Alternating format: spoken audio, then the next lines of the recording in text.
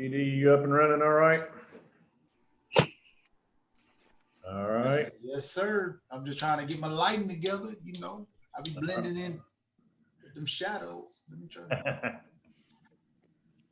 1 second. I'm trying to get myself. So before we get going, DD, got a question for you. Do you do most of your appointments online or by Zoom, or are you doing face to face? What's your majority of your appointments? Just curious. It's a blend. It's blended. You say most. Hold on 1 second. Give me 1 second. I apologize.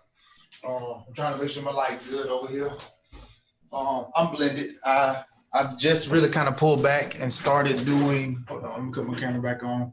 I got it. I didn't want you to have to watch me walk away. I know. I like that suit though. I need to update a profile there. Come on, man. Come on, man. I know, right? Come on, Make me man. look bad. Man, that is definitely not my intention. You call Lily. I don't have enough book. I'm about to Oh, that is definitely not my intention. Is Mr. Otis on here today? You talking about Rain Saw? Yeah. Come on, man. That's my boy there. I figured, anytime a comic gets up on stage, they do the intro. I figured Otis would be the best. There you go. There you go. You about to set me up. You about to set me up. You got these folks thinking I'm funny. They're gonna be thoroughly surprised here in a minute. I will, but I have a blended approach. Okay. For most of my bigger clients, I do a lot of in person. If there's any kind of money, I don't want to have to deal with a hurdle of technology if I'm moving some money. But if it's a pack, I don't mind doing a pack over Zoom. But I do a little bit of, I kind of go both ways with everything going on in the market now or the marketplace now. I have been we just made the decision to kind of really just go mostly virtual, especially with our op meetings and trainings and kind of going back into that shell until we can kind of figure out what the handle is. As you can see, I got my mask up in here now. Yep, I understand. Yeah. Well, I mean, it all works either way, and you can certainly do more appointments, more, knock them out quicker. But I and maybe wrong viewpoint, I don't know. It seems like the bigger clients, the bigger accounts, a little face to face, just if it's possible. I know I've won a few accounts being willing to, if they were open to do face to face, where the other investment individual was not willing to do that.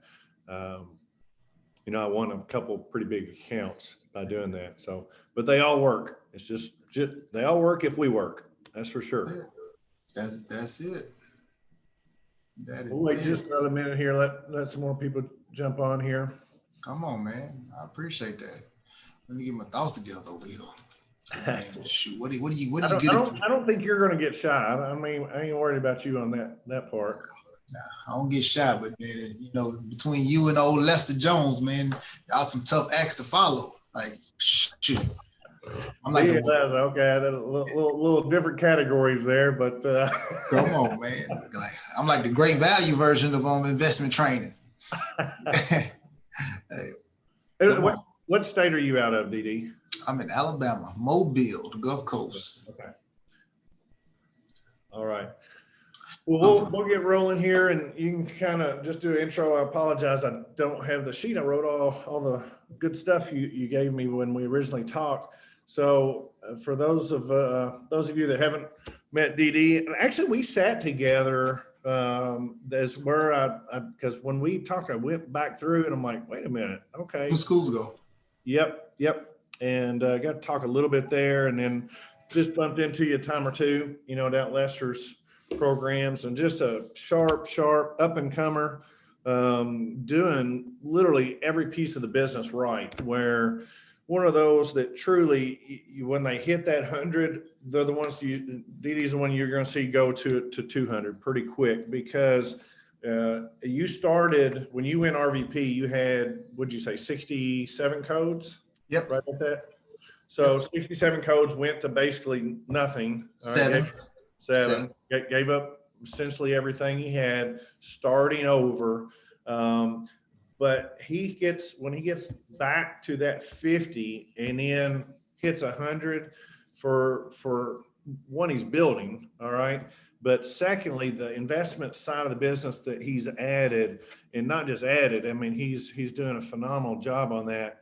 Your income just skyrockets. And that's, you have a solid business, no matter what's going on, within the market. But I mean, your income just essentially always goes up. I remember Roy going through his progression, and for 20 something years, when he was working, he never saw a year go down. It was just a constant uptick. So that's where you're headed, my man. You're doing it all right. Super excited for you. I'll let you do your deal, and I'll just kind of interject here and there if that's okay. I don't want to interrupt your comedy flow. I don't want to be the heckler from the front row. Come on, don't do it. Don't do it. Don't do it. Don't with that, is Otis on here yet? Where's Otis? I should have checked in with Otis. There is no Otis for the grand intro, but DD, love that you're on here. I appreciate you getting on and doing this for everybody. Oh, and before we do that, for those other RVPs on here, for those that are making $100,000 or more as RVPs, I would love to talk to you if you're open to getting on here, just so we can start sprinkling in some other viewpoints, some other ideas. What's another investment idea? What are you doing on your appointments? Because we're all doing a little bit something different. And so if we can collectively put some of these ideas together and you go, all right, that kind of fits my mold, I'm going to use that. I'm going to pick this from DD. I'm going to pick this from Lester. I'm going to pick this, and you just use a little bit, or you just have all that stuff in the back burner and you use it as you need it. We talk about that a lot on here, where, you don't tell everything, but you know all this stuff, and then you use it as it's needed on that specific appointment. So if you're open to do that, the RVPs on here could reach out to me that are making over 100 and would be open to sharing some of their ideas. I'd love to have you on. That'd be wonderful. So with that being said, Mr. DD Ray in the house. Come on, man. Hey, man, I appreciate y'all for jumping on. It's definitely an honor to kind of get in front of you here today. I always like to, just kind of start off by basically saying, if I say anything that goes against what you've been trained on, what you've learned in the past, please make sure you follow whatever your upline say. I'm going to try to give you some building mentality, how you can blend building and investing.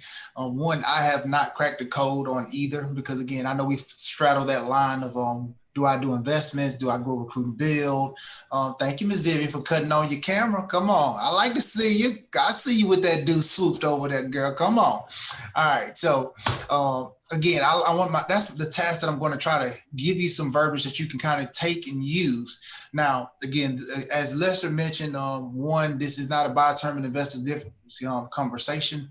For my newer people, I do have a streamlined presentation that me and my partner, who's actually on here, who comes to every Lester camp with me, Patrick McConico, that we had to put in place for our new people, just a simplified way we go through things. And I'm going to kind of get to that. And I know just kind of me looking at some of my notes here, I see we got 42 people on here.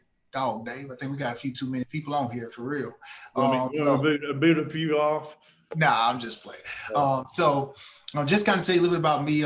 Dave asked me to cover a couple of things before I kind of jump into the meat. One, to tell you a little bit about my story. And then two, he said he wanted me to kind of give you some practical things of what I'm doing. So just a little bit about me, man. I'm born and raised Mobile, never left the city. We did everything right in my opinion. Went to school, got a good grade, got good school. I mean, all that stuff, the op meeting stuff. Ended up graduating with a finance degree, came to work at Primerica. I'm going to give you kind of the TD Jakes version. No, I'm sorry. The Joel Osteen version of the story. It's going to be all sunshines and rainbow. And, we're going to get to the end real quickly. So So basically, I came to work with Primerica. I was young, 21, didn't know much. Two, I was a little split. Scripture says a double-minded man is unstable in all his ways. One, I was definitely unstable because I was mainly chasing, still trying to consider whether I was going to continue trying to play basketball as well as do the business. So again, I was straddling the fence. Old Chinese proverb said, man chased two rabbits, he ended up with none. Come on, dearly. Come on, girl. I thank you dearly for cutting on that camera. I like the energy. I got to see them smiling faces, right? So again, come on, Rashida, I see you playing. You thinking about it. I don't know if the camera coming on, but I see you thinking about it. Rashida, come on. She cut it on and cut it off real quick, but maybe that was an accident. But again, Chinese prop, there she go. Hey, no, I need you to be safe. You in the car. Cut that camera back off. Be safe now. Chinese proverb, as I mentioned, a man chased two rabbits, he ended up with none. That was my journey when I first came on board because I was kind of different there. I was chasing two things and I ended up with neither, right? So I ended up going to work at a bank. And most of you familiar with bankers. I wasn't just your normal banker. I was actually an investment advisor. So in my city, Dave, I actually floated around the city and I helped the affluent market manage money. So basically, I was the guy, I was the Dave Wilhite of the bank or the Roy Matlock of the bank. I floated around Mobile, and I will say this, I always say advisors are friendly, but not friends. And, he mentioned, hey, some of you guys, when you get good or when you make over 100, be willing to share. And that's kind of a perfect lead into what I'm going to kind of talk about today. Again, you have to just kind of take bits and pieces. And that's what I did here. But I ended up going to work at the bank, and I'll kind of talk to you about my lineage here in 1 second. I'm going to wrap this part up really quickly. I was really successful there. In 3 years, I developed a book of 27.3 million under management. But I always like to say, man, it's a different environment. I always say we're the same field, but completely different industries. Because at the bank, if you think about it, Dave, I was spoon-fed. And what does that mean? That means everything I got was prepackaged. I already had a book of business. I already had clients. People walked in the bank. I had tellers and bankers that sent people over to me. So you think about 27.3 million. Yes, impressive, but not really, considering they got millions and millions and millions and millions and billions of dollars under management. Of course, I can only work my book of business. So when I came here, you at Primerica, you have to basically figure out how to clean it. You got to hunt it, clean it, kill it. Then you got to cook it in order to be successful here. So, and I say that to mention, because that's why a Roy Matlock is so important. Before they're Lester, and I'm going to kind of talk through my relationship with Lester here in a second too. When you think about before I got introduced to Lester, my guy was Roy Matlock. Most of you probably don't know if you haven't found it. He did an audio that was on PFS Media called Creating a Six-Figure Income. It's like a 4-disc set. He actually went through the milestone. I think he had went over 50. It's like a collection, probably the greatest hits, Dave, which you probably know this, and he probably got all kind of stuff that he can cover. But one thing he mentioned was the same thing that Lester mentioned before, was that you need to have at least 40% of your income coming from investments. You should get another 25 to 30% of your business should come from basically QBI referrals and having a good business. And he was the first person I saw in the company that actually was talking about investments. Again, this is before I met Lester. But why did I leave the bank and come back to Primerica? And again, I got introduced when I was 2021. I had a gentleman, and for some of you builders, relationships are very important. A guy by the name of Ruben Lee, who's no longer in the business. This guy basically took time to spend time with a knucklehead like myself. I was one of them people, I grew up fighting from all the rough areas. That's what we did. We just got it in. You say something wrong, if I ride with you, Miss Vivian, I ride with you. You got an issue, I got an issue. So I met Ruben, and my first 3 months, Dave, I ended up winning a trip to Mexico. It was Cancun 2007. Didn't know nothing from nothing. I just thought this was just a thing. I'm like, man, I'm gonna get this free trip up out of them, right? So I end up winning this trip, Dave. I go on this trip, and I met a gentleman by the name of Rob Davis. Now, again, I told you I'm a little knucklehead, Miss Vivian. Again, I like to fight. So I meet a guy named Rob Davis on the basketball court, and he's terrible, Dave. I mean, he is terrible. But, in his mind, he's great, though. He's great. He talk a lot of noise. And where I'm from, you just don't talk noise and not be willing to back it up. So Miss Vivian like, yeah, hold on, let me sip this, whatever I got in this cup real slow right now. Come on, Miss Vivian, feel me. So now Rob is talking major noise and I'm just playing ball, right? Me, him, Ivan Earl, and Easy Parker, which I love both of them. But Rob is talking all this noise and Rob's like, get off me, right? And so anyway, long story short, I go to the hole and I tell my team, I say, hey, I'm going to the hole every play. If he fouled me, he's going to get a quick 3-piece nugget, right? So for those of you who don't know what a 3-piece nugget, he's going to get hit in his mouth 3 times quickly, all right? So, and that's with extra sauce. So he about to get a quick one. But he ain't never fouled me nothing, Miss Vivian. So anyway, long story short, we go get dressed. We finna go out, hit the street nowadays because we got a free evening off. So he called me over. And, he said, hey, Bama, come here. So I go over and spend time with him, Dave. And we're just hanging out, right? And I'm like, man, this dude wasn't waste my time. I don't like him. I'm like, what does Joker want? I already don't like him because I'm still mad at him about the court. Little young knucklehead, right? He said, come here. Hey, you going to hang with me tonight. So it was him, Ivan Earl, Easy Parker. I call Rob Davis Birdman, by the way, because I love Rob Davis. So because, again, he took a little knucklehead like myself. And basically we went out and he's like, hey, everything on me, right? So, again, for all of you people, sometimes you have to spend time with other people that you don't benefit just to kind of show them a different lifestyle. And that's what I saw. He had 45 people with him, Dave. He basically took me and one of my partners in and he said, hey, the guy that I took with me because I was young and single at the time, he took us to like 3-4 clubs. I'm young, so I like clubbing, Miss Dearly. Don't judge me. I'm young. I'm a former college student. So we're going to get in there and we're going to have a little fun, right? And so he's like, hey, I got all of them. I'm like, me too? He's like, yeah, you too. So we did like 3-4 clubs, and I'm like, man, I love this dude. And I went from wanting to fight this guy at this first trip to like, man, this is my boy, right? But he really just kind of showed me a different perspective of life. And I always say there's 2 things about life. One, your viewpoint is completely different or determines your perspective. Your viewpoint, and there are 2 different things. People like to use them interchangeably, but your viewpoint is actually where you're standing. That's going to determine what you see, but your perspective is your take on what you're viewing. Now, and people miss that. And so from where he was saying, he was just playing and joking, but from where I've been and where my viewpoint was, I was one of those people like, hey, I'm loyal to the core. If I rock with you, I rock with you. If I don't like you, I don't like you. But, for him, it was just hey, man, I'm just talking, I'm having fun. But for me, that laid the seed for me saying, hey, man, it's people that we really don't know, that don't know you, that truly care about you. And it was genuine. So I came back to the business after I left the bank and hooked up my vice president. His name is James Torrey, and love him to death. Like, amazing guy. I mean, dude don't miss a beat. Remember, keep in mind, the guy that introduced me to Primerica left. My guy, James Torrey, came in. He's still here, still VP, never left, 25 years. His superpower, guys, he's not a know-it-all, Dave. His superpower is making sure that he exposes people to everybody.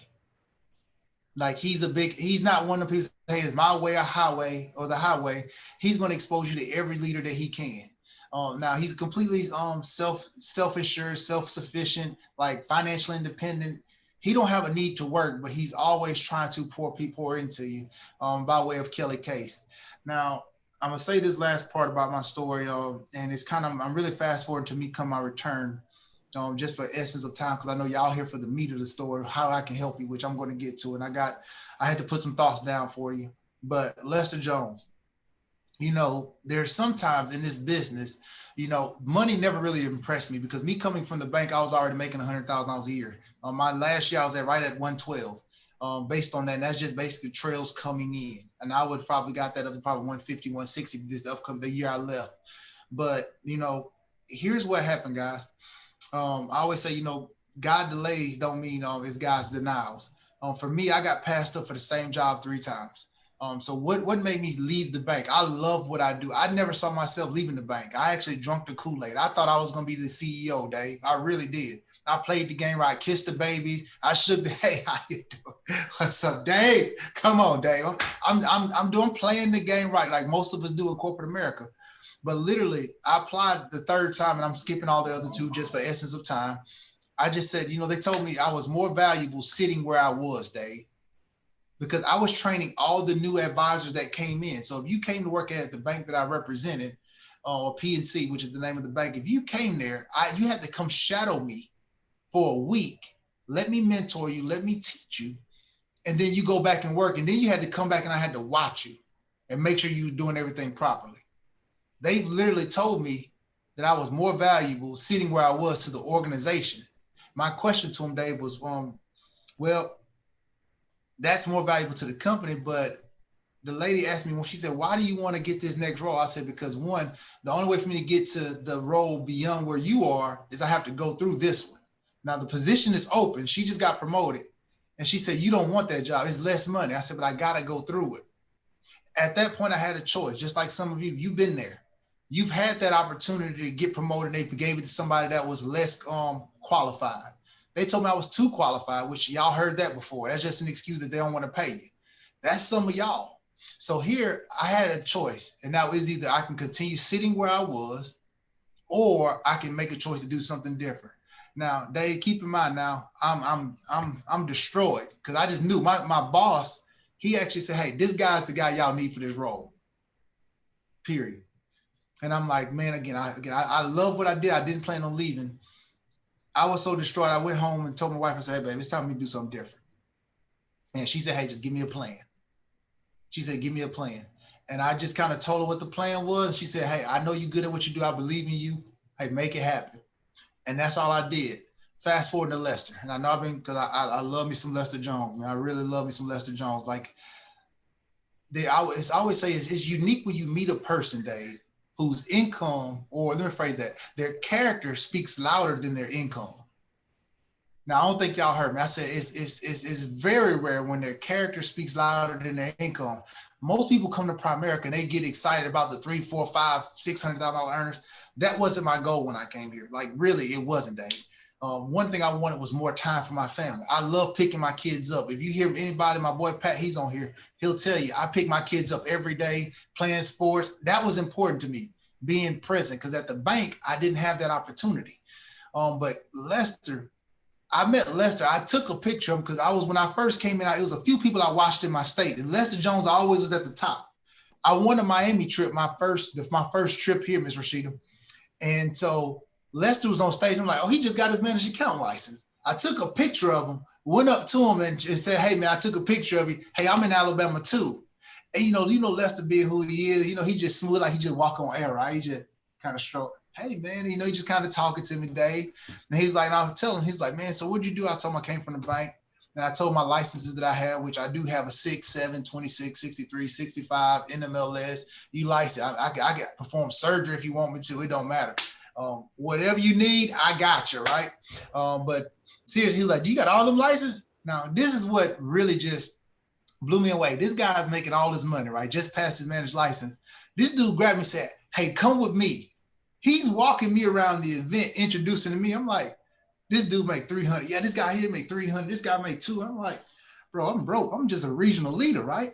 But he's introducing me at this event, right? And so I was like, hey, man, he's like, man, I do these classes. And I heard him. I said, hey, I need to come to your class. Dave, he said, no, you don't. You too advanced to come to my class. I'm like, yes, I do. I need to come to your class. And so the first one came around. He's like, man, you really don't want to come. He ain't send me the information. Then he did send it. And I was like, man, I got a wedding. He's like, nah, it's cool. I'm doing twice a year. Next one came, I showed. And I was like, man, he's like, man, did you get anything? I was like, yes. But it's refreshing to meet somebody like Lester, who really who's mastered the hunting and gathering side of the business. That's what you get when you go to a Lester boot camp. Again, I know it takes a lot out of him to do these things, but man, again, to meet somebody whose character speaks louder than their income. Like when I always say, my friend Patrick, he's on here. He says, it's one thing to see somebody who's the same. And this is Patrick McConicle, who's on the call with me. He was like, man, and it just, when I say the character speak louder than the word, that's me. But Patrick says, it's unique to see somebody who's the exact same in front of the mic, also off the mic. You don't get that a lot of time. And that's what you get with a Lester Jones. And again, just good down home people, just good. But that's what got me here. That's a little bit about my story. So I don't know if you want to jump in, or I'm just going to just jump, keep it flowing. I don't want to interrupt this. No. Come on, man. I think we might have found who to wave the baton to down the road for some investment seminars for whenever Lester wants a break. I think DD may have to step in here and there. Man, hey, well, I think he already got that one done with Chris Bush. Yeah, Yeah. Chris is up there. Chris is phenomenal. So Oh, yeah, no, I don't, you keep rolling, man. You're doing off the charts. Keep rolling. Come on. I ain't even said nothing yet, Dave. Come on. So here's what we're gonna do. I'm gonna try to simplify again. My mission today is kind of merge building and investing. So the first thing I'm gonna say is, everybody heard the KISS method. Keep it short and simple, right? So for those of you taking notes, here's what I want you to think. One thing, your message should be three things, right? In my opinion, this is just, again, if you're getting a different message from your upline, you use it. But if you're taking notes, the first thing your message should be is simple. You should give a simple message to whenever you're dealing with a client. It should be very, very, very simple. The second thing it should be clear. Now, and again, in Primerica terms, and I'm going to say this, everything merges. You listen to so much stuff. Again, if you heard this before, again, I can't take credit for all of it, but I will give you some of the stories that I use that I probably came up with myself. I don't know. I give a person credit the first time, Dave, and then it's mine, right? But the second thing is your message should be clear. 3, your message should resonate with the masses, meaning the majority of people, Ms. Rashida. It should resonate. I saw my boy George on here. He got his camera on. Come on, George. There you go. What's up, my man? Come on. That's my dude there, man. This man was with me every step of the way when I was making my ring run. Now, if you want somebody to hold you accountable, you better check in with George. His butt gonna call you, text you like, hey, where you at? Where you at, man? I love me some George, man. Thank you for being on. But your message should 3, resonate with the masses, right? Now, resonate with the majority of people you talk to, Miss Angela. So clarity. I always say clarity brings prosperity. So whenever you think about when you can move, and you think about that windshield in the car. If you're driving down the road and it's foggy, y'all always heard that analogy. We try to get behind the car, Douglas, and we can't see where we're going. Your clients can't move forward if they can't see where you're going. So you have to be clear in your message. And 3, confusion. I always say confusion means you're losing. So one of the things you get when you go to a Lester Jones class is that, one, he's going to give you a bunch of stories. He's going to give you a bunch of stories. And, one of the things I grew up listening to like Les Brown. I love Les Brown. There's several people, E.T. But one thing I got from Les Brown, he said, you never make a point without telling a story, and you never tell a story without making a point. So you need to apply that to every stage of your business. Every stage of your business, especially when it comes to investments. Because there's an art to asking good questions. There's another audio that I listened to, which you can get it from, you can get one from Ivan Earl. It's 90 Days Will Change Your Life. That was one of the ones that I just love listening to. There's a few people I listen to in Primerica outside of Roy Matlock that just work on the mindset and just the building side. It was Ivan Earl, 90 Days to Change Your Life. He goes through some questions on how he interviews and recruit. I know this is an investment meeting, but my goal is to merge the two. 2, there's another guy by the name of Josh Hopkins who's on PFS Media. You can order. I think it's a free download, possibly. It's called The Art of Asking Questions. But I always like to tell my people, I say, hey, you know what? A sword is only as deadly as the man who wields it. But a question is only as effective as the man who wields the question. A sword is only deadly as a man who wields it. And a question is only as effective as the man who wields the question. Now, there's certain points, and I don't know in your presentation, some people avoid doing it. And again, this isn't just your basic, this isn't for your new people, but when you need to know these things when you're going through the presentation. So one of the things inside of my stat, and if you're using a company presentation, I like hitting the stats because again, your message should be clear, it should be simple, and it should resonate with the masses. So I'm going to kind of share with you how I do it during a presentation. Keep in mind, when I came from the bank, y'all, I did not use a presentation day. All it was a conversation.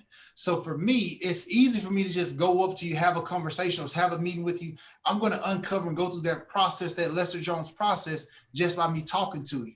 But when I'm trying to teach somebody else investments, it's somebody messaging me over here. Come on, man. You can't mess. I'm flowing, bro. I appreciate that. But when I'm trying to teach somebody investments here, I'm usually, he got me all the way out of whack. But I got a slideshow. But I think he said everybody. But anyway, you got to be able to be duplicatable, Ms. Dearly. So you got to be able to show people, and it's very simple. That's what you get when you go to a Lester Jones class. So one of the stats that I just there's a few points in my presentation where I drill down and I really help people to kind of help them merge. So how you find assets, one of which is depending on what year you did your presentation, if you haven't updated, is one stat that says 56% of workers, they have less than 25,000 saved for retirement, right? With a third of them having less than 5,000. If you have the updated one, it says 40% of workers out there have less than 25,000 saved for retirement. Now, that question there, most people just go through the stats and that's just where they leave it. So my question to them, I have a direct statement that I asked Dave. I say, let me ask you this. I say, you know what? Most people are going to go to work for 25 to age 65. So that's 35 to 40 years of their life, Ms. Vivian, to retire for 10 to 15.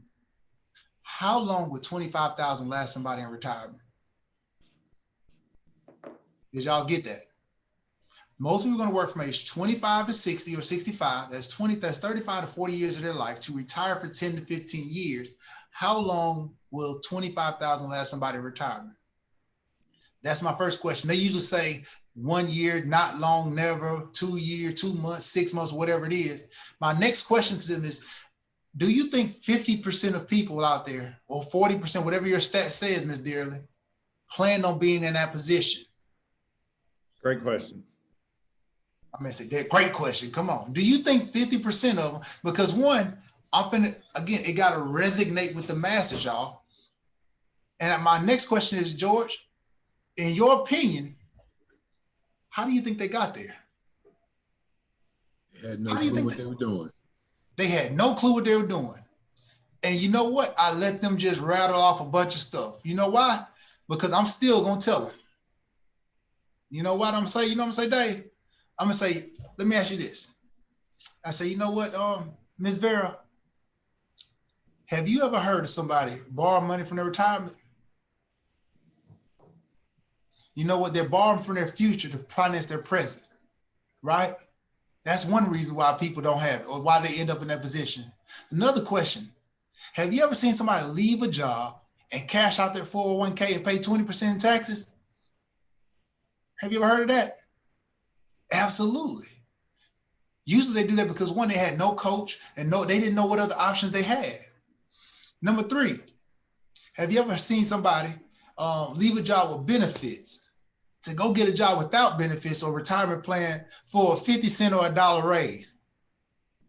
And people say, yeah, because they think they're making more money, right?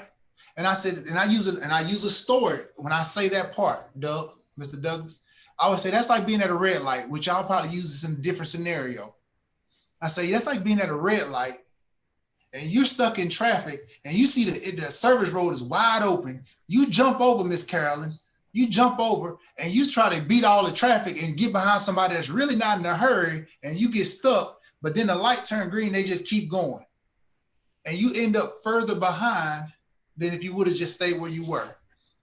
That's what happened when you leave a job with benefits for a 50 cent or $1 raise. And we see people do it all the time. And the last reason is why, I always say, people say, well, you know what, D? I always say, man, I'm not putting money in my 401k. You know what? I need all of my money. Y'all heard that before? I need all my money right now. Things are tight. Yep. Somebody's trying to, hey, I can't put no money in 401k. I don't plan on being here long, but then they end up 20, 30 years. Y'all seen that before? You know what? I just don't trust them. I don't know what they do with. I don't trust them folk. That my boss, that's his friend or whatever. I ain't putting no money in my 401k. I just don't trust them. And last, they say, man, you know what? I don't understand. So I can't. I ain't putting no money into it. I can't do it. So that's how when I deliver the stat, I make sure I let them know that. Why did I cover all those points? Most Americans have been through one of those four and they can relate to it. So now when I cover the rule of 72, which again, that's just one phase of life. And I'm going to kind of try to give it to you both ways. And I'm going to give you a couple different stories during this process, y'all, so that you can kind of, and again, it was kind of tough for me to try to nail down it. Like Patrick, he's probably on here laughing at me because he's like, bro, I can't believe you tried. Because it took us forever to try to simplify it just for our people, because sometimes when you get used to just having a conversation, it's tough for you to figure out, okay, how do I simplify this to give it to somebody else? So after I say that, I say, you know what? Here's how we help people avoid that or play catch up if they fell a victim to one of those things that I just mentioned. Here's how we help people fix what they just went through if they fell in that position there, right? Now, I'm just gonna let you know, I'm glad Dave recorded because I probably ain't gonna remember nothing I'm saying, Miss Angel. So don't judge me. If you don't get it the first time, you're probably gonna end up shouting. I ain't lying, Dave. I ain't gonna remember it. I'm just telling you, Miss Vera. I'm just telling you. All right, so then I transition, George, over to Rule of 72. Again, here's how we fix that, Miss Dear. But I'll say, let me ask you a silly question, Dave. And I think I got this from a Primerican out of Florida. And that's probably why the reference on it just stuck with me. And again, I'm giving her credit, I just don't remember. But it's mine now. So it's y'all's now. Like I say, Lester, y'all ain't got no sister, you got a sister now going through Lester class. But I always ask, I said, let me ask you this. Dave, if you had to escape from Cuba with your life, I mean, you and your family, you got to escape from Cuba. You got three choices. You got to float on a tube. You know, those are tubes you go around in like the little, lazy river. Lazy pool. Come on, boy. The lazy river. Or you got a paddle boat. Now, again, you got to have a strong back to paddle. We always do the row. Or a speedboat or a jet. Now, you're trying to escape with your life. Which one you going to get on? I'm rolling with the jet. You're rolling with the jet. Well, essentially, most people, and this is a story that I used after I covered the Rule of 72. So again, this is after I covered the Rule of 72. However you cover it, it's fine. It don't matter. You cover it, then you use a story. And I said, well, Dave, we're not trying to escape from Cuba to get free. We're actually trying to escape from working to get financially free. These are the vehicles that we have. Most people, they invest in a tube, in one of those lazy river tubes. My job is to help you move from a tube over to a speedboat or to, if you're scared of flying, or if you're not scared of flying, over to a jet. That's a simple story that I use because most people want to equate that. And I'm gonna give you another story that I use here as well. Now, questions that I asked at the end of that, after I finish going through the Rule of 72. So one of the things I say, Dave, is I say, you know what? Again, do I need to repeat that story again? Oh, I keep going. Keep going. It's on recorded. Got good deal. So they're gonna have to go back. They're gonna have to go to your Venmo. All right. Come on. I say that maybe we can roll back to it here in a little bit. That was a phenomenal story. But keep the mode. Keep mode. Oh, I got you. So some of the questions that I ask when I finish up, I always say, you know what, George, who are you working with to make sure that you get financially free? Who are you working with that when you retire, you can stay retired? Who's helping you with that plan? Nobody. Nobody. Tell me, what does your ideal retirement look like for you? Not having to get up every day at an early time in the morning. Get up when I'm tired of sleeping. Come on, man. Don't nobody like no alarm clocks, right?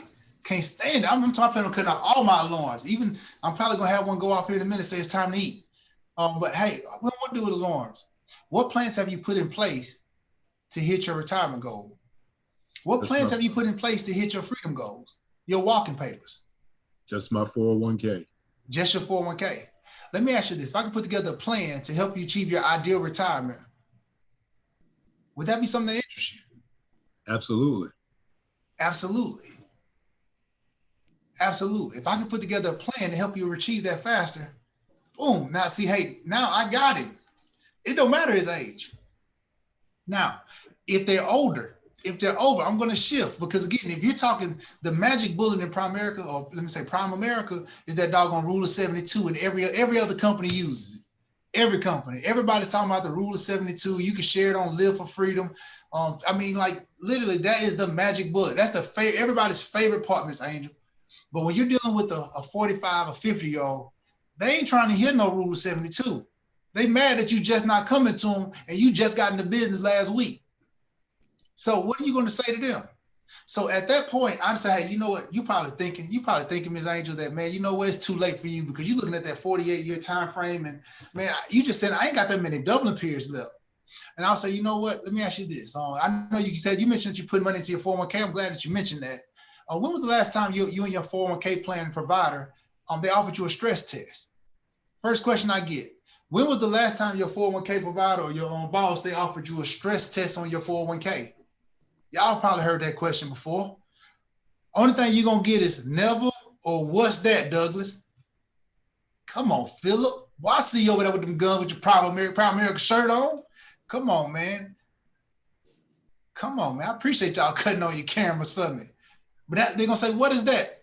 I say, well, you know what that means? That means like, when the last time you were I say a stress test is when they forecast, if you were to retire right now, how long could you stay retired?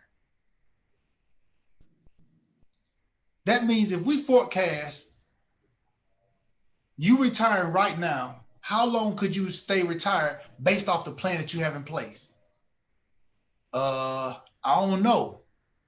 Or let me ask you a better question. Do you know how your plan will perform if you were retired during the market like 2008? Hey, y'all seen them TV shows where they go into the courtroom, they had a glass of water. I can't remember the movie. And he said, the only thing I'm trying to do is create what? Reasonable doubt. That's all I'm doing. Reasonable doubt to give me the opportunity to get in front of them to help them. So basically what I'm hearing, Miss Angel, is you have put together a plan to make sure you can live retirement abundantly comfortable. Yeah, I like that word, abundantly comfortable. Everybody say they want to be comfortable, but Social Security ain't comfortable. I said abundantly comfortable. What does that mean to you? That may be meaning you taking your grandkids wherever you want to go, getting an RV, buying it, traveling from Mobile to Alaska, moving from Tennessee down to the coast. I don't know what that is for you, but it's my job to help make sure that when you do retire, you stay retired.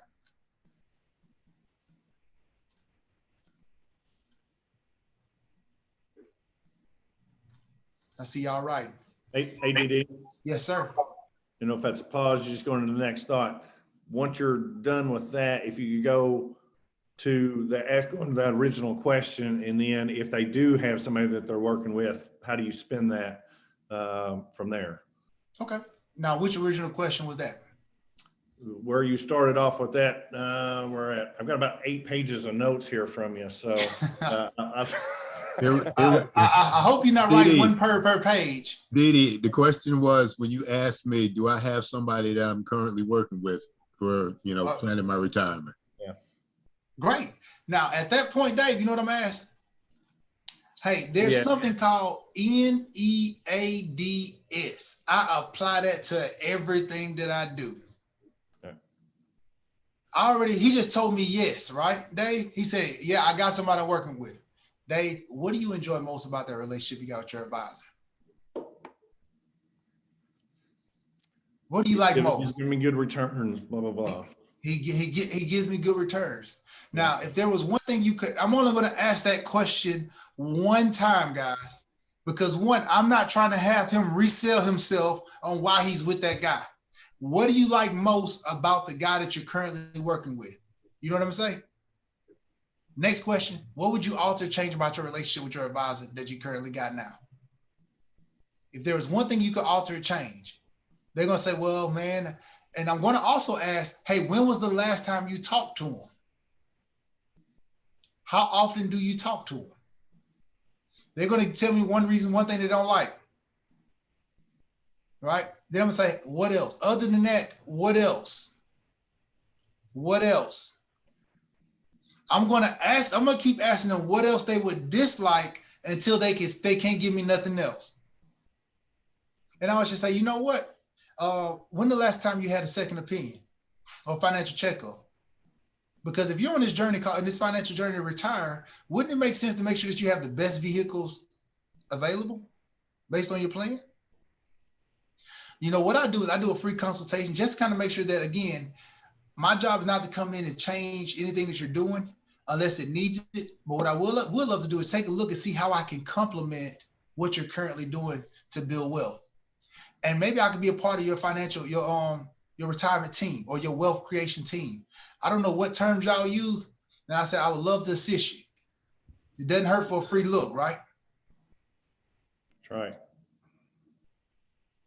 That's how I'm doing the needs. So if somebody say they got somebody, hey, if I'm doing a recruiting, if you're doing the life insurance, you do the needs analysis.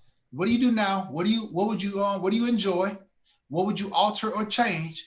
For those of you who's wondering where the D and the S come from, the D is, I don't ask that during that part, but D is, are you the decision maker?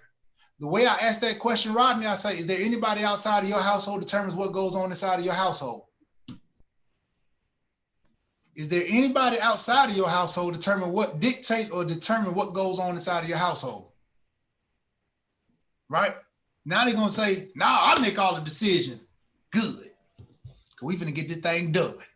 Right? And the S is solution. Now some people a lot of teams say, yeah, I make all the decisions. Hey, I need to talk to my wife. Like, dude, you can bench press 450. What you need to go talk to her about? Let's get this done. I'm just playing, ladies. I'm just playing. He just henpecked. It's okay. I'm just playing. All right. But that's how I would deal with that question if they had somebody. All right. So again, me staying along those lines of my investments or the rule of 72, because after I asked that last question, like, what's your plan to live abundantly? Now I'm going to really kind of go into sales mode. I'm going to sell myself a little bit. I'm going to sell myself and say, you know what, when I deal with somebody that's really approaching that 55, 59 or 40, whatever age they are, right? I'm saying, I like to kind of make sure my clients, they have a 3-bucket approach. Y'all may relate to it as the 3 fundamental accounts. And I kind of put this in here just kind of thinking about it because I was talking to my boy Pat. I said, he's like, dude, they're going to be in for a treat. He's like, man, here's what I got from you. And here's what kind of smoothed it out for me. He's actually on here as well. And I was like, but that's why I kind of shift over to the 3 buckets. Like, I don't use 3 fundamental accounts. I would say, hey, it's 3 buckets. One, the first bucket is emergency fund. That should be 3 to 6 months of income, right? I always say that's feel good money. Some of my clients say, you know what? I want to have enough money to make sure that if my house got blew away by a hurricane, I can rebuild my house. That's her comfort money. As I call it, pillow money. We ain't trying to touch that. What should be in that cash account or emergency account? It should be cash. It should be savings. It should be money market, and that's checking. So those are the 4 things that go into the emergency bucket, nothing else, right? Second bucket is income bucket. That's current income. Why? Because things come up, Miss Dearly. You know what's going to happen? Just what Lester say, just because you retire don't mean you love your grandkids any less. Same scenario. Hey, just because you retire don't mean you're going to stop spending. Most people retire, change, and even when you look at brand new full-time representatives here, they come into the business, they go full-time without a plan, but guess what? They never change their expenses. You got to assume that your clients are going to do the exact same thing. So I got to work on a current income bucket for you. What is that comprised of? 1, U.S. government securities, municipal bonds, corporate bonds, international bonds, but also I'm going to build a balanced portfolio as well. My favorite 2 balanced portfolios is 1, I like the Franklin Income Fund. For those of you who haven't looked it up, I'm a big Franklin, I'm a big American Fund. The other one is American Balanced Fund. Those are my 2 go-tos when I'm putting them in like the income bucket. Now, again, you do your due diligence and determine which ones you want to do. But that's why I put in the second bucket, or as Lester called it, the lifestyle account. Because guess what comes up every year in that account? Christmas, anniversaries, tag renewals, tax bill, things that people know coming, but they just don't plan for it. And that's where they need extra money. The third bucket is that growth bucket. That's the wealth building accounts. You all know all the different type of accounts. That's basically the Roth IRA, SEP 401k, 403bs, all the annuity stuff. But what do I put in that account? That's mainly my U.S. growth stocks, my foreign stocks, my large cap, my mid, my small cap. Hey, that's where you're trying to figure out the betas, right? But that's more my growth oriented, because why? If they got time, they can't touch that money anyway. So we need to run it up. We need to run the check up. But also when you think about on the managed side, now you can throw in some alternatives. You can do some additional strategies on that side as well. I was big on alternative. If I'm going to do something that's going to cause an unfavorable tax advantage or tax situation for my clients, I'm going to do that in an IRA where they don't have to worry about the taxes. So we're going to be playing in the market and doing all the other stuff, but we're going to really take the most risk or have a potential for higher capital gains. Do that in a growth account, not inside of that income bucket. That's why I see a lot of people do it. There's a question out there. One, how do you set up the 3 buckets? Me personally, what I do is I do an individual account. So I have one account, I have a money market or cash inside of it. Then also I have maybe some funds. That's their short term. I'm not going to open up just the account for cash. Either they can keep it themselves, or I just put a money market in there, $20,000-$30,000 in cash, in addition to my other 2 funds. It don't matter. 6 in one hand, half a dozen in the other, however you want to do it.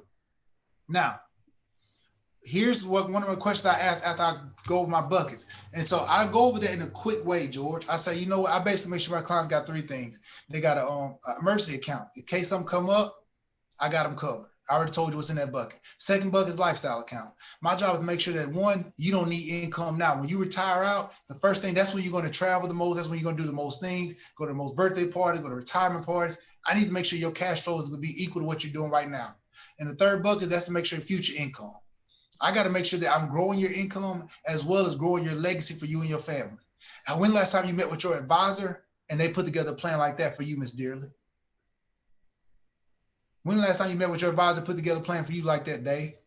No. So let me ask you this. What have you done in the past or currently doing to make sure that when you retire, you can stay retired? Say nothing. I'm glad we meet today because we're going to get that taken care of. They say, hey, come on. No. He say, mic drop. Now, when they say that, I'm going, you know what I'm going to do? You know what I'm going to do?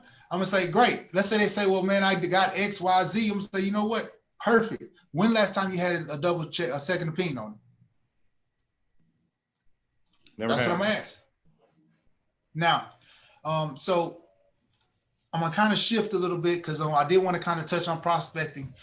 So people say, well, D, how do you find clients? Because again, I'm like most of y'all, we're in the process of trying to hunt and gather. We're trying to find assets. We're trying to find money. So when I'm out and about, I'm asking people, like I'm wearing one of these or wearing a polo shirt that's non-branded, me personally, because in my area, Primerica has as Lester say, and again, I like to quote Lester because Lester is truly the GOAT. Again, I love me some Roy Matlock too, by the way. Anything Roy, actually, and I will recommend a couple things. One, I actually, on that same CD that I listened to, that Creating a Six-Figure Income by Roy Matlock, he recommended a book, which is very hard to find, basically Serious Money. You read that one, Dave? That was one of his, it's an old book by Nick Murray. Nick Murray, yeah, that was one of the first. I mean, I wasn't even in his base shop and show up at the meetings he would recommend. And I think that tape's from, gosh, maybe 1992 at a Hector Lamarck meeting, if I'm not mistaken. So that was my, an old tape that I would stick in the car, and kind of like Lester today. I listen to Lester like that. That was go-to in the car, is listening to Roy on that same tape that you're talking about, CD now. So, yep. So Nick Murray is called Serious Money. That's a good book. Another book that I read is The Financial Advisor Playbook, which is basically a practice management book. It's a T-driven book, so it's kind of boring, but it's more practice management, and it's good to my opinion. Don't judge me. Third one, Story Selling for Financial Advisors. If everybody know that one, heard of it, that's a great book that you want to read. But prospecting, going back to prospecting, Rodney. You know, if I meet somebody out, let's say I say, man, George, man, that's a nice shirt you got on. We get into a conversation like, hey, George, I actually got a business over here on Hillcrest. Man, what I do is I help people protect their assets in the event of a downturn in the market. Are you working with anybody currently to make sure that your assets are protected in the event of a downturn in the market? They usually say what? No. Hey, I would love to interview for the position. Here's my number. I would love to interview for the position. Right? Hey, who's helping protect your assets in the event of a downturn in the market? Nobody. Hey, I would love to interview for the position. Here's my name and number, and then I'm going to basically get their name and number, and then we out of there. That's how I prospect for business. Like if I'm just out and about. Pam always asking somebody enter the name of the books over there. So I'll let y'all kind of handle that for you, boy. Another question. I always get, I ask people what they do, all that good stuff. You know, people say, well, stuff like, you know, I just changed jobs. And I would say, hey, well, let me ask you this. Because we all see that you see somebody just change jobs and you, oh man, congratulations. I'm hearing rollover, 401k. I always ask questions like, so hey, let me ask you, what'd you do with your 401k? Oh, you left it there. If you left that job because it wasn't good for you, Dave, why would you leave your money with them? Rodney, if you left the job because it wasn't good enough for you, why would you leave your money with them? That's what I'm asking. And I'm moving. Nothing I cover is referrals. You know, and y'all, again, it's tough for me to build a training after you've been exposed to some of the great leaders that we got access to, the Omar Paces, the Roy and the Lesters, on which I really haven't had a chance to listen to Omar. Because I think his was more just kind of baseline, just kind of giving the foundation. But referrals, when I do a review, I ask questions. My first, and this is just kind of my flow in my head when I go through it, Ms. Dearlin. I ask questions like, you know what I say? I say, well, what do you like most about the accounts I set up for you? What do you like most about the accounts I set up for you? If you were to refer me to a friend, how would it feel about the returns I got you? If you were to refer me to a friend, how would they feel about the returns I got you? Who do you know that had a major life event? Who do you know that had a major life event? What's a life event? Did they have a baby? Do you know anybody that changed job, got laid off, fired, downsized, had to take less money?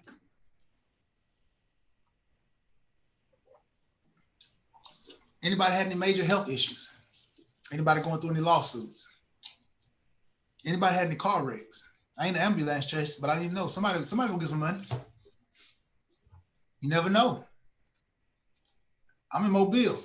Hey, you know anybody just went pro? What do you mean? We're pro in basketball, football. Like per capita, I think we have the most people that go pro in football. I'm asking those questions. Next thing I'm going to do, I'm going to review the return and review their strategy that I got with them.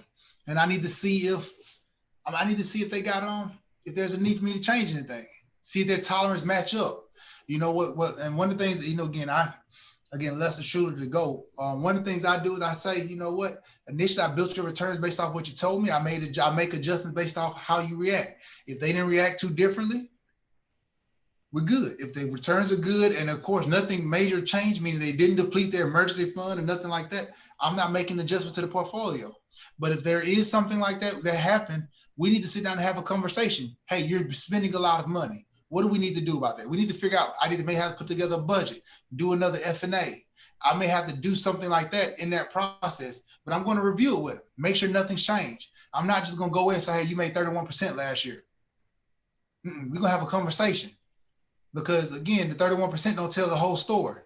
That's the 31% that I manage. What about everything else? Because everything they do away from me affects the money that they have with me. Okay? Now, Dave, did you have any questions about that? I do not. Or do you need to just keep going?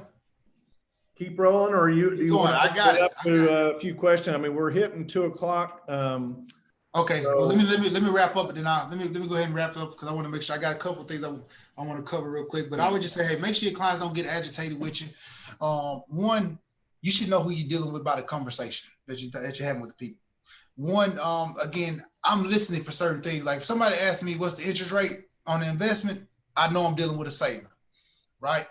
Second thing you got to do is you got to identify what clients you want to deal with.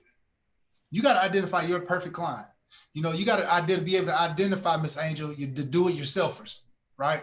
Those are cats that know it all. They know everything on them. They're going to tell you how to invest their money, but they broke. Those people they don't have a lot of money. Then you got the people I like the second two areas, the do it with me. Hey, I want you to help me, teach me. I know I can be better if you're willing to work with me and hold my hand through this process. You lead, I'm going to follow. That's a do it with me person. The third one is a do it for me. Those are people with money. Those are the people I love, right? And primarily, most of the time, we don't get those because we always chasing the little packs, right? But I love my do it for me people. I love them. Now, one of the things I have to hit on, and I like to kind of talk through, it's a couple things I get here. And again, I can kind of talk on and I'll give you a story or two, but one of the things I like, when I get what you talk about the do-it-yourselfers, those are your index fund chasers, right? Y'all ever get people say, well, I can beat you doing the index fund. I'm on Instagram and these non-licensed people say, hey, I'm better than you, right? Hey, you can't outbeat the index or all of that stuff. Y'all seen the Morningstar piece with 14, 15 and everything for American funds outperform everybody. So what I asked George, I say, you know what? Let me ask you this. Would you get on a plane?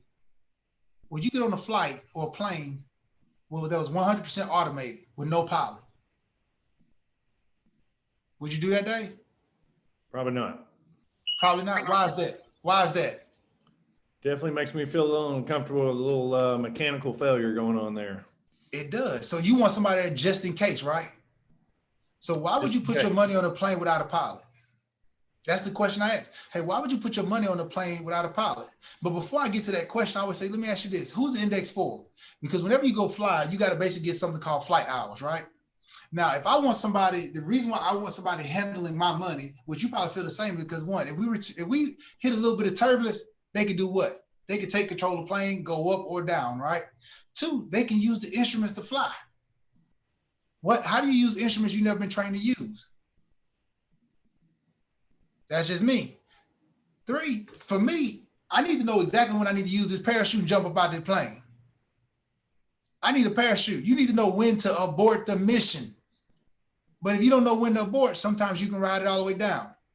So that's why a lot of people like working with myself, because I'm that person that's going to kick you out the plane if we need to get out the plane. But my job is to make sure if we hit a little bit of turbulence, we make adjustments. Fair enough? I'm moving on. But I know you said we bumping up to is 159. Does anybody have any questions about anything we covered thus far?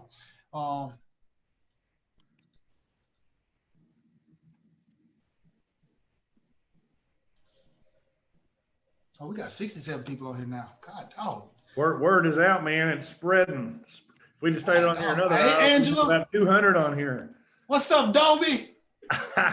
Can you go back over the NEADS, what those letters are for? Yes, ma'am.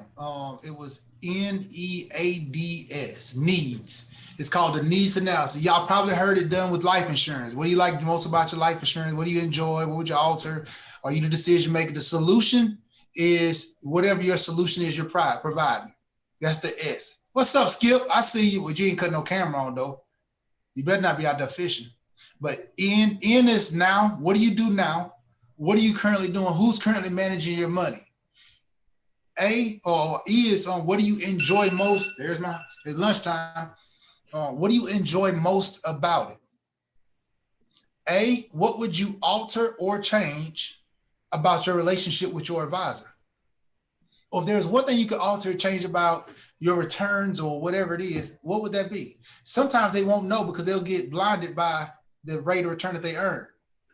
D, are you the decision maker? Are you the decision maker? Is there anybody outside of your household that determines what goes on inside of your household? And the S is the solution. That's the message that you provide. Hey, if I can put together a plan that gave you a second opinion or whatever you're going to tie it in with, that's your S. Great question.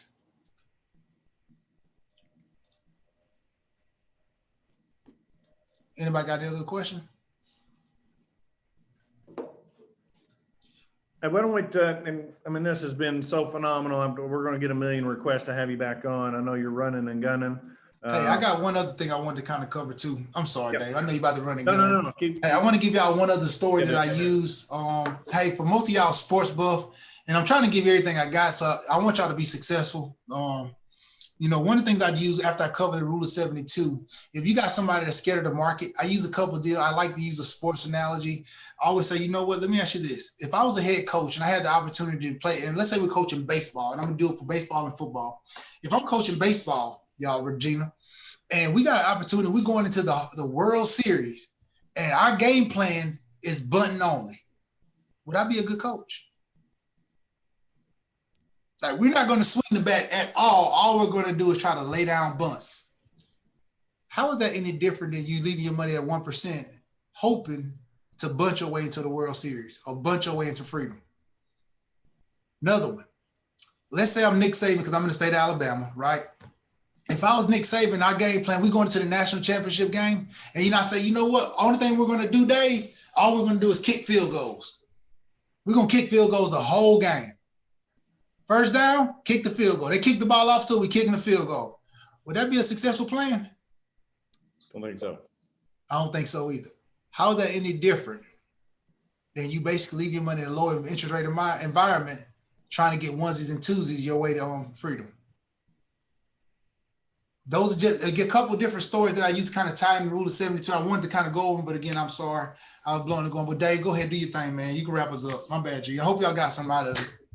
Yeah, I think this is going to be a big time replay on this. So as you can see, as DD went through all this, I mean, just phenomenal, off the charts deal. But I sound like I'm hearing a mixture of Chris Bush and Lester Jones all combined into one here. I mean, that's future Hall of Famer DD. I mean, that's the type. I mean, he's got it all down, right? I mean, beyond down. So on someone like DD gets on an appointment, it's 100. What's your close rate, DD?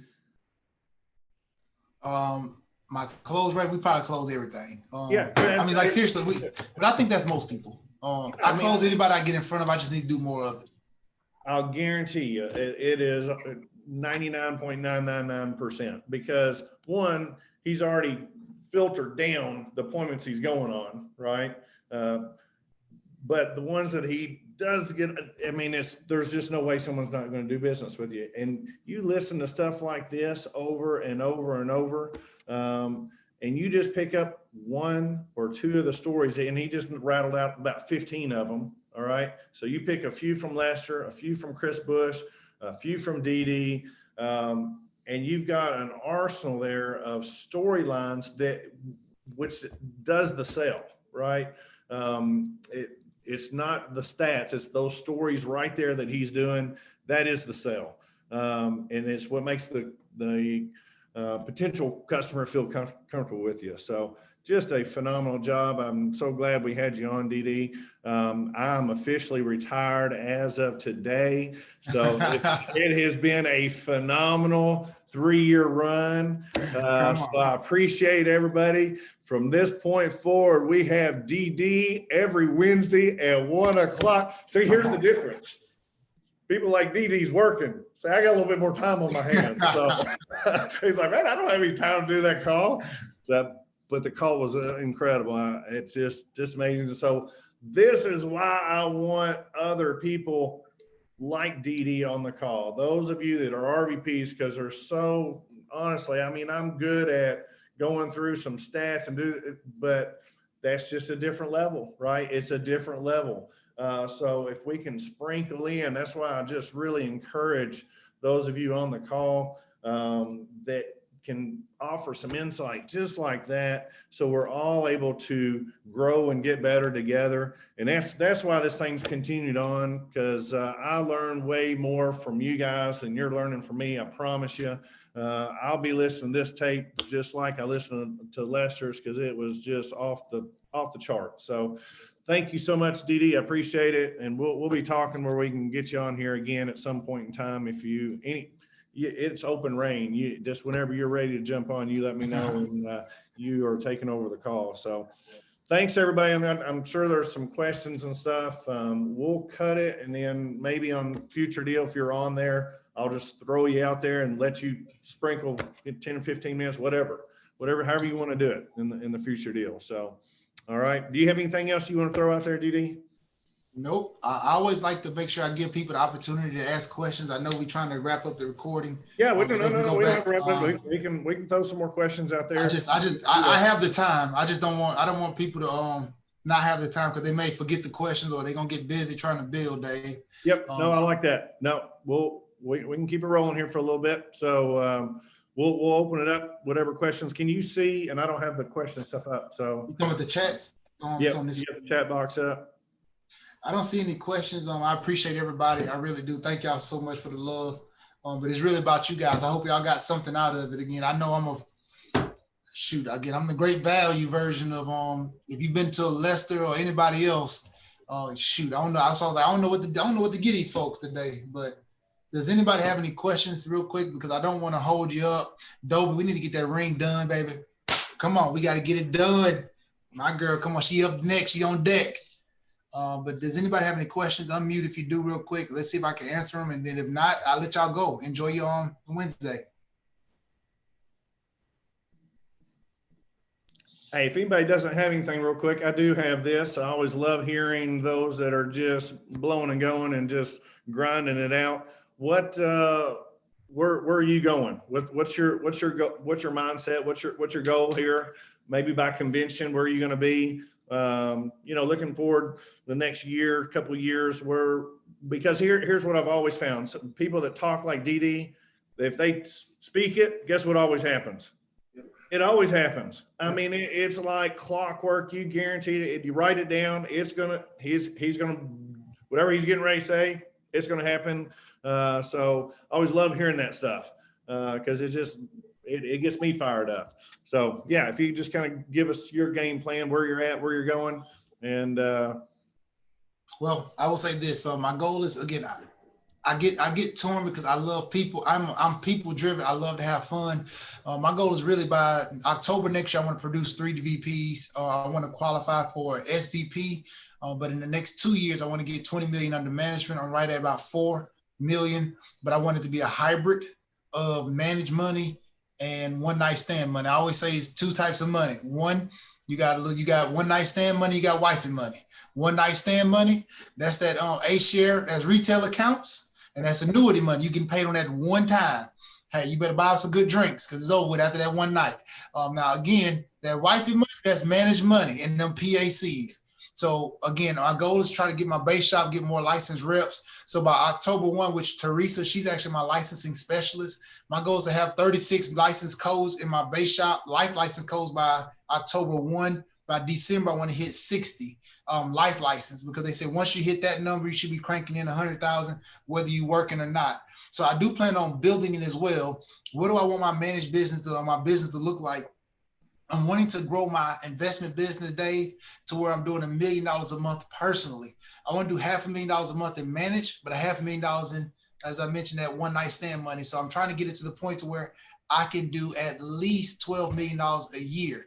If you got a cat like Lester, it could be at 6.8 million right now. You got Roy Matlock at 4 million, Dave Woolhite at 1.8 million. I look at people's numbers because I'm saying, what's realistic?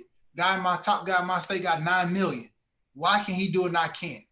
I just got to do more seminars and those things that they're doing. But I love people. I feed off energy. So I want to build it, but I want to get by October this year. Our goal is to be at a 30 by 30 consistently with $1 million a month coming in investments personally for me. So that's by October this year. So again, I want to do it all. And you can, and I'm gonna say this for y'all. I don't want you to feel like you can't do both, as Chris Bush did do both. You can if you have the system in place. You have to be willing to create a system where the life insurance and the recruiting, it's on autopilot. Then that way you can focus on what you like doing, whether it's the investment. And that's what I've been doing. Putting together my system, what it's going to look like for training for my people, all that good stuff. But I'm done, Dave. I'm sorry. But did anybody have any questions? Because I know you said I talk a lot, by the way. Ask George. See my man smiling at me.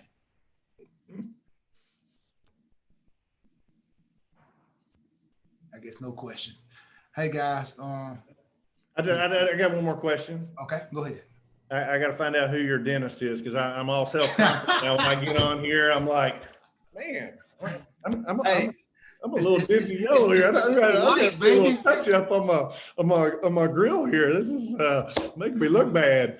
Hey, you better go to H-Town to see Paul Wall. Come on. Rob, I'm just playing, Dobie. I'm just playing. No, man. I got to have extra lights on, man. I told you, I blend in the shadows over here, Philip. Philip, I'm telling you, I'm dark. I hide in the shade. You can't see me unless I smile. Come on. All right, guys. No questions. I think that's it. We're not getting questions. We'll have you on here again for sure. And before we know it, you'll be taking over this deal. I'd rather listen to you all day long. So thanks everybody for getting on the call. This has been it's been the best call we've done, period, in 3 years, in my opinion. So I appreciate your time, DD. Appreciate you getting everything ready for this. Did not disappoint. I think it was about 20 comedy pieces per investment idea, and we got about 30 investment ideas. So we got a lot of jokes in there. So did not disappoint. Come on. All right. Have a good one.